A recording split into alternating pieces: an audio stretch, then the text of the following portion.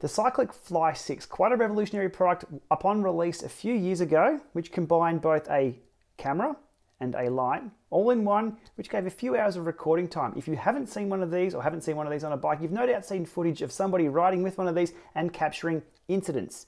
By incidents, I mean things that you don't want to encounter. So along those same kind of lines, I don't see the camera side of this as the safety device, it's the light. The camera captures things you don't want to capture, but it's probably more of an insurance thing, I guess. So today, what I've had this for a few years. I've now got the updated version, the Fly6CE. So it has a whole swag of things here. I'll read out from the back of the box that are updated in this model. So first of all, they've gone to full 1080p rather than 720 with the old one, HD camera.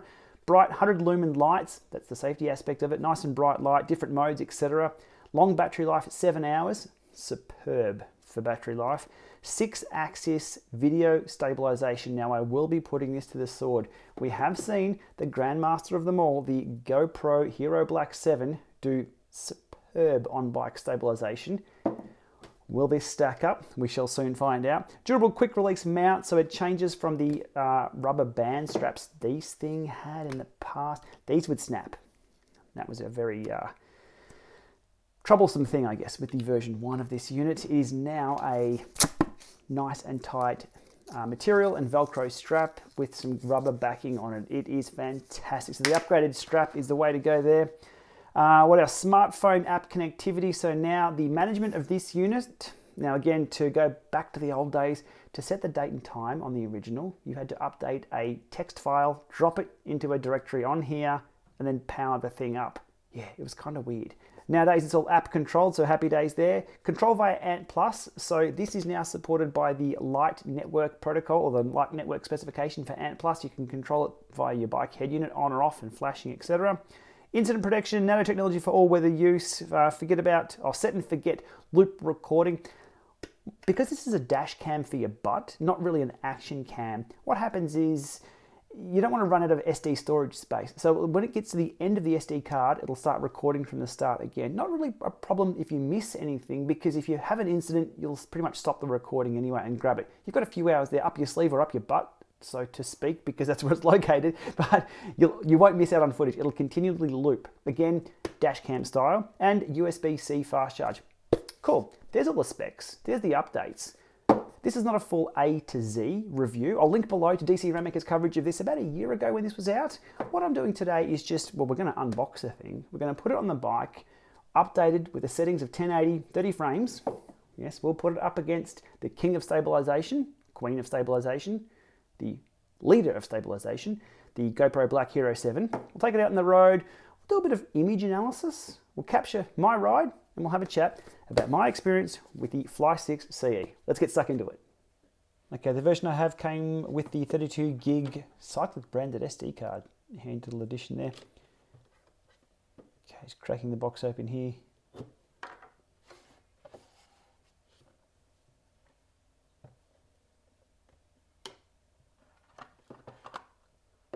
A little bit too eager to jump out of the box straight away, and manuals and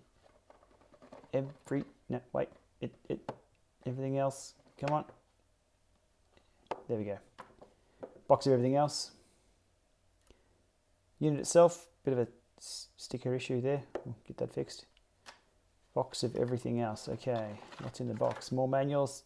That's it for that. A body bag full of goodies.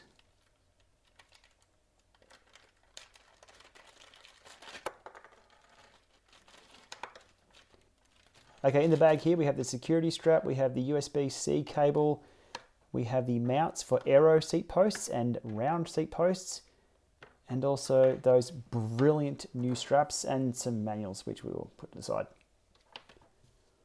Okay, the unit itself, looking pretty neat. That sticker's peeling off already. Let's get that back on.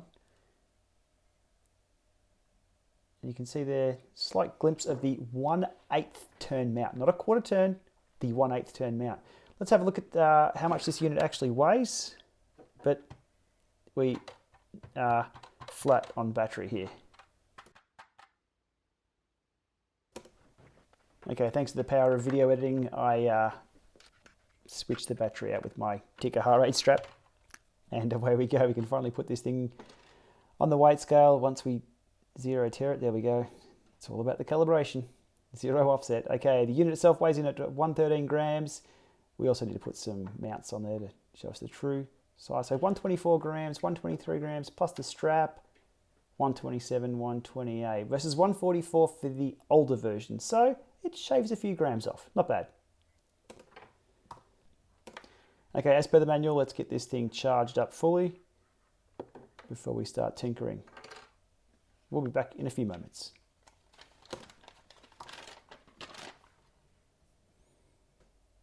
Okay, losing my patience. It's time to have a look at the app, do a connection, and see what options we have here for the Fly6CE. So we can see there it's looking for devices. It's found one. We'll hit connect.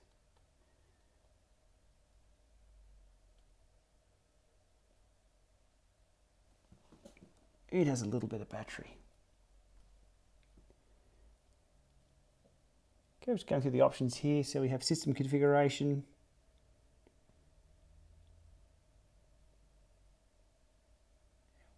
We have video settings here.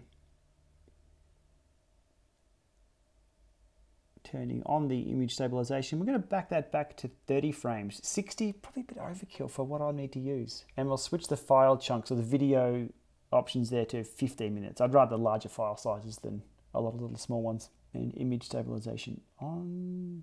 Okay, it's going to save those settings.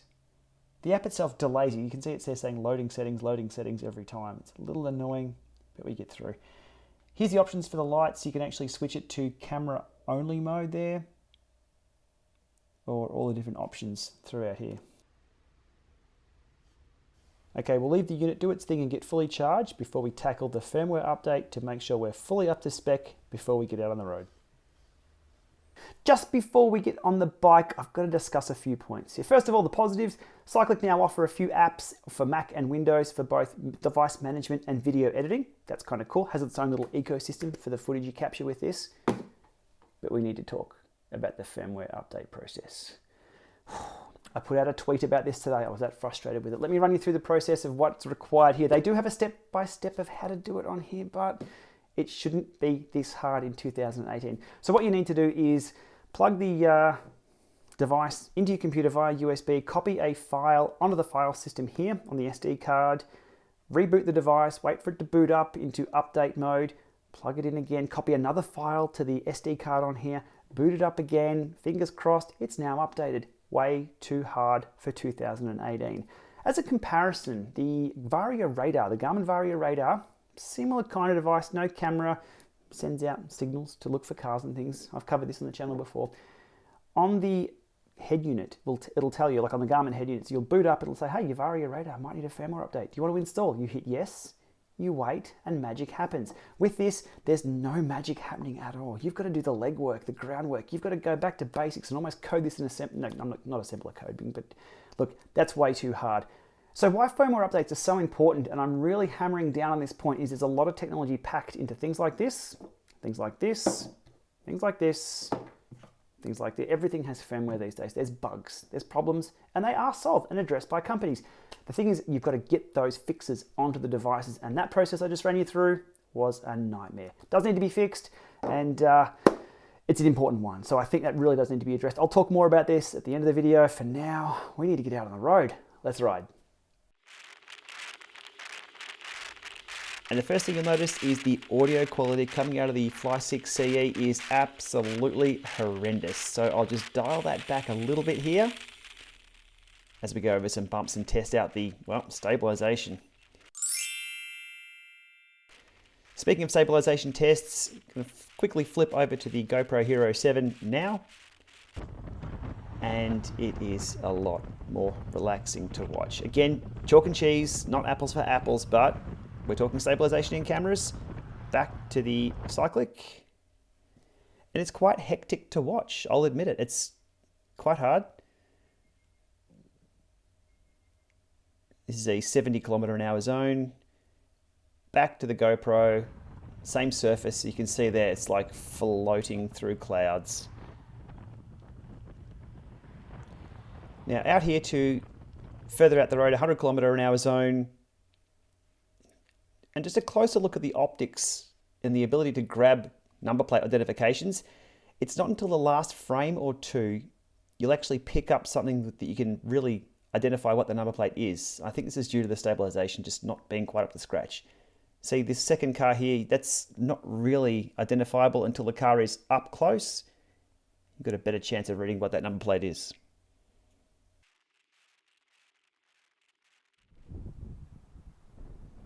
Okay, halfway through my ride, I thought I'd stop and show you guys where I have the camera mounted on the bike.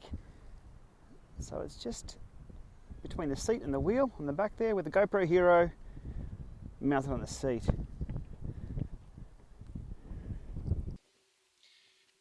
here's the audio and the visuals from the Fly6. Here's the audio and the visuals from the GoPro Hero 7. So chalk and cheese there. Audio wise, there's just no competition. The Fly6 is not for audio. It'll capture some things, but you can hear the difference right here. It's phenomenally bad. Alrighty, finishing off the ride here with the additional 25 kilometers or so home, and I really didn't bother the camera from here on in because where I ride was pretty remote and not a lot of cars were going past.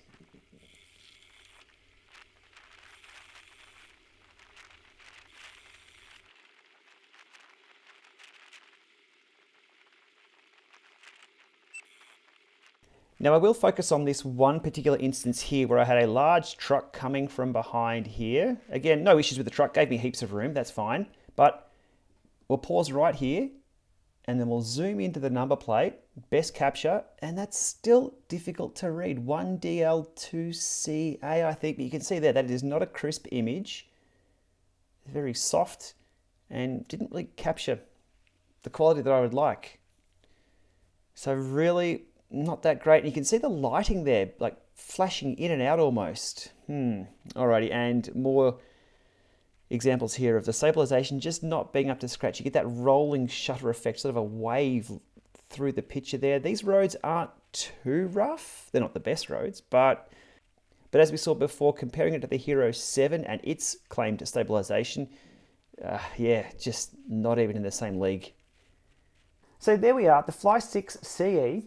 Out on the road, it does exactly what it says it does. It's a butt dash cam for your bike, continual record, very good battery life. Actually, the stats from the ride just before, 80 minutes of riding, as you saw just then, all up, in 1080, 30 frames a second, 21% of battery use. So it had 79% battery life still left. That's pretty good after 80 minutes. 11.7 gig of data. That's a lot of data on here. Cycliq themselves only officially support 32 gig SD cards. They will need to sort of bump that up because there's 64, 128s, 256s, and we still want to keep quite a bit of data on these things if we're collecting big long ride data, and it's got 7 hours of battery. Something to take into consideration for the next update. Something else to look at as well, we saw the image quality there with the run through. Look, it wasn't apples for apples, it wasn't horses for courses, it wasn't cameras for, well, that's a camera for a bike. But it wasn't an action cam. It was clear as day there that it wasn't an action cam, wasn't up to the standard of stabilization and image clarity of this. It did identify the cars going past though. If you did have something run right up your butt, you will get that captured on camera, whether you're around to tell a story or not. Someone will get to see it, I guess. But look, I think it does what it does. For the price tag, let's go at that angle. $259 Australian. I've seen them on sale for $229. Compared to this, $600. Again, not apples for apples, but you can see the difference, but they need to sort of combine halfway. Look, what I'd love to see for an extra $100 on something like this for version 3, this up to 2.7K with good quality stabilization, which would really fix the image.